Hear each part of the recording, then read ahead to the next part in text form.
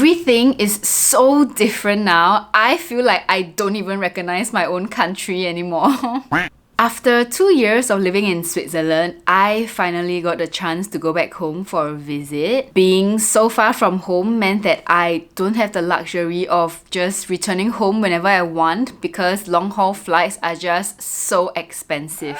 And you know what? 2 years doesn't even seem that long that I've been away, but there's just so much reverse culture shocks that I've experienced in Singapore. Perhaps it was me who has grown and changed so much for the past 2 years that my life in Singapore felt like an eternity away. Today, I'm gonna be sharing with you all of the reverse culture shocks I've experienced in Singapore. I believe we all know that Singapore and Switzerland are very strict on rules and regulations. We are both very law-abiding people, but I only recently found out the difference between the two countries. In Singapore, you are constantly told what to do and what not to do by the numerous signs plastered all over the island. While we love to tell people exactly what to do and how to behave, we also like to rule by fear. These signs take no break in reminding you of the possible fines you have to pay if you ever get caught with these offences. Just to list a few common ones: no eating and drinking on public transport, $500 fine; no littering, $1,000 fine; walking around naked in your own house, $2,000 fine. It's crazy, I know. Jaywalking, $50 up to $1,000 for repeated offenders; using a mobile phone while driving, up to $1,000 fine; smoking in prohibited places, up to $1,000 fine. And it's so fascinating because as someone who grew up in Singapore, I have never quite noticed this literally my entire life, because it's like your brain just automatically shuts off and goes on autopilot mode and you just follow whatever you see on a daily basis. And I've realized that this is exactly the reason why I had such a hard time integrating in Switzerland in the beginning, because rules and regulations are always written out for me. And there's no such thing in Switzerland. It's almost like Switzerland trusts their citizens to be well informed in all of the laws and the rules and regulation in the book. There were so many times where I only got to know of a certain rule or regulation when people around me told me about it, like my neighbors and my Swiss friends. And you know what? Sometimes you just gotta learn it the hard way. For example, when the police shows up at your door telling you that you have broken the strict quiet rules from 10 p.m. to 7 a.m., that's the best way to learn, in my opinion. You will never forget it. I am shocked at how crowded Singapore is right now, no matter the time, no matter the day of the week, no matter where I am. On the MRT, we are standing shoulder to shoulder, and while walking on the streets, you are constantly surrounded by this horde of people, to the point where I'm starting to feel a little claustrophobic. Make a guess, what's the population number in Singapore? We are at 5.8 million as of 2025. And make a guess, what's the population number in Switzerland? We are at 8.9 million as of this year. Switzerland is 50 times bigger than Singapore, and we are only 3 million people apart?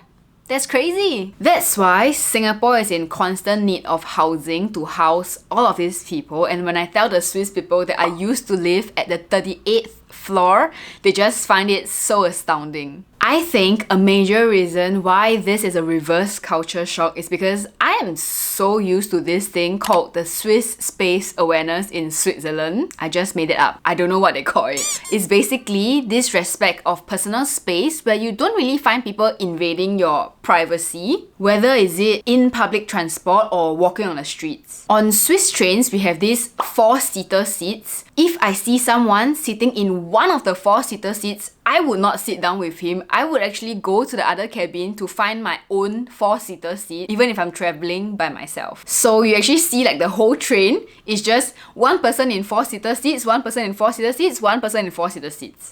We don't sit with each other. Of course, during peak periods, we have no choice but to share. But if it's just me and him, I would never sit like directly opposite him. I would always sit like diagonally across him so I don't like invade his space. It's just an unspoken thing that I've picked up after living 2 years in Switzerland. And on the streets, we always give ample space for the person that is passing by us. But in Singapore, I just find myself brushing shoulders with everyone even when there's like ample space on the street. So I think it's just really like a cultural difference, I guess.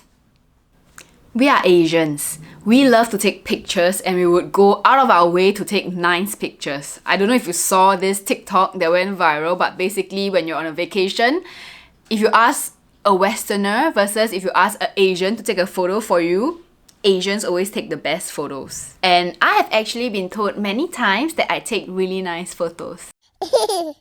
It's a skill set that's in our blood really, but you know what? I thoroughly felt Asia's obsession with aesthetics in my bones during this trip to Singapore. So I met and catch up with all of my friends. There were so many times where my food came and I so badly wanted to dig in because I'm hungry. But across me is my friend, who is not touching her food even though her food came before mine, because we have to wait for everyone's food to arrive to take picture before we can start eating.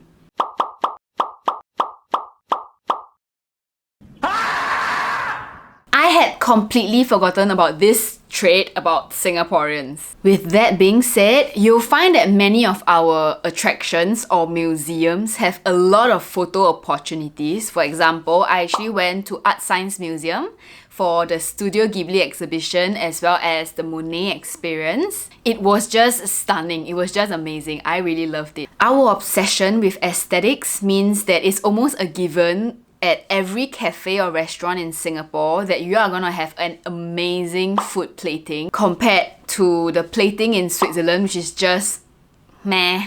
The downside of this phenomenon is that when the cafe prioritizes aesthetics, sometimes we get sorely disappointed because the food does not taste as good as it looks. But that's just how we are as Singaporeans. We get attracted by what's Instagram worthy. We chase after all of the aesthetic and trendy hype stuff. And I got sharply reminded of this trait of ours when I got back, and it's a reverse culture shock for sure. If I can describe to you how the weather is like in Singapore. You wake up in the morning, wash up. The moment you step out of the shower and start doing your makeup, you feel like you have to step into the shower again because of how much you're sweating already. It's summer all year round in Singapore, which is a dream to people who live in Europe. But it is the humidity that makes the heat so unbearable, and it makes you extra irritated and cranky. So, to counter that, aircon is the solution. We have aircons blasting in our public transport, malls, any indoor space you can find. It is definitely a must-have item for every household. Some of us can't even sleep without the AC on. But this Singaporean, I'm not used to AC anymore. After 2 years of not having aircon in Switzerland, my body can't take the hot, cold environment, because when the heat gets unbearable outdoors, we would always go into the malls to refresh ourselves and then we head out again. Now, I have to bring like a sweater with me every time I commute because I feel like at this rate, I'm gonna just fall sick anytime. I feel like a grandma, not gonna lie. Speaking of meeting up with my friends, they are always late. I realize I'm always the first one to reach the venue and have to wait for the rest to arrive. If we are meeting at 12:30 p.m, my friend would only go out of his house at 12:30 p.m and be half an hour late. In Switzerland, punctuality is absolute. The trains leave on time, so you always have to go early to catch the train. I think punctuality is just so deeply ingrained in me that I'm no longer used to my friends being late for all of our meetings. To think that I used to be the one that is always late, Switzerland has changed me forever. I forgot how cashless Singapore is. Literally everything can be paid just by using a QR code. Not long ago, it used to be just nets and credit cards, but now there are a dozen or so payment services like Apple Pay, Alipay, GrabPay, FavePay, ShopeePay, PayNow, Easy Wallet, Atomy, etc. It's just so simple. You just scan the QR code and input the amount that you need to pay directly. I didn't even use any cash on my trip to Singapore. It's amazing. The other day, I went out with my friend for dinner, and when it comes to payment, I actually asked the cashier if it is possible to split the bill so that I can pay half of the bill and my friend pay the other half. But he said it's not possible. In Singapore, it's not a norm to split the bill and pay separately. It's more of like one friend pays the full bill and then we transfer to that friend. And it's so interesting because in Switzerland, I'm so used to doing that. Some restaurants even split the bill on the receipt itself so that you can pay exactly that amount. So genius. I got caught in Singapore's second longest rail disruption during my trip to Singapore. The East-West line was disrupted for an entire week, which gave me a deja vu of my life in Singapore at how frequent our SMRT trains break down. We have a total of 6 MRT lines spanning over 160 stations. Somehow it feels like every now and then there'll be a train disruption somewhere, and it was just the norm to us. Maybe I'm so used to the efficient public transport in Switzerland. I have been living in Switzerland for 2 years and I have never experienced a train fault, like ever. Of course it happens, right? But I'm just saying that it did not happen to me yet. Touch wood, I don't want to jinx it. Did you know that in Singapore, you cannot step out of your house for weeks? Online shopping is just so convenient and I missed it so much. You can order whatever you want at whatever hour of the day. Craving for supper at 3 AM? Food delivery. Need a cake for your birthday? Food delivery. Weekly groceries? Delivered to your doorstep. Best part is, it is so affordable and you get everything delivered to you within a few days, which can promote a risky purchasing behavior. I know of people who watch live stream shopping all day and buy things that they don't necessarily need just to fulfill the excitement of ordering something and receiving it in a parcel a few days later. I believe Switzerland has the GrabFood equivalent, which is called Just Eat, but I have never tried because of how expensive eating out is in Switzerland. And the hassle of always having to pick up my parcels at the post office instead of receiving it at my door just deters me from any online shopping at all. I had forgotten just how much I love to do online shopping last time in Singapore that this makes it to the reverse culture shocks list. In Switzerland, noise is a sin as seen from the strict quiet rules and the sacred Sundays. As a city that never sleeps, noise is not an issue for Singaporeans, but I, unfortunately, am not used to it anymore. I find myself side-eyeing these aunties and uncles on the MRT who play their music on speakers so loud the entire MRT can hear it. And I get so overwhelmed when people are chatting so loudly in a cafe with their voices overlapping each other. And the fascinating thing is, I have never quite noticed this when I was in Singapore. It is only after I moved to Switzerland that I found real peace and quiet. One interesting thing is that Adrian found out he has tinnitus only after he moved to Switzerland, which is this constant low ringing sound in your ears when like your surroundings is too quiet. And now he can't sleep without putting this relaxation, sleeping sounds in the background, like rain or firewood crackling sounds. This is definitely a reverse culture shock for us.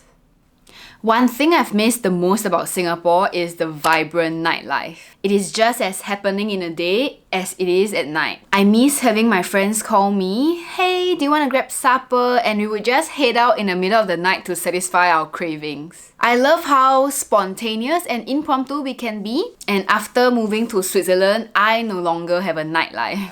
My bedtime is 10:30 PM.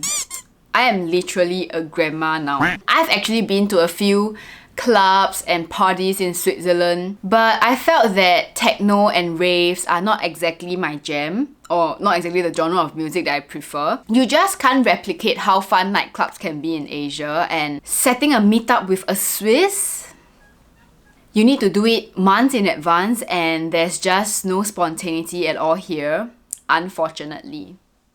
Visiting Singapore after moving abroad has made me appreciate my home country so much more, and I got to discover Singapore in a new light. I find myself appreciating foreigners more because I know now that it is never easy to leave your hometown and start your life from scratch in a new country. That marks the end of this video. Be sure to subscribe for more and I'll see you in my next video. Bye!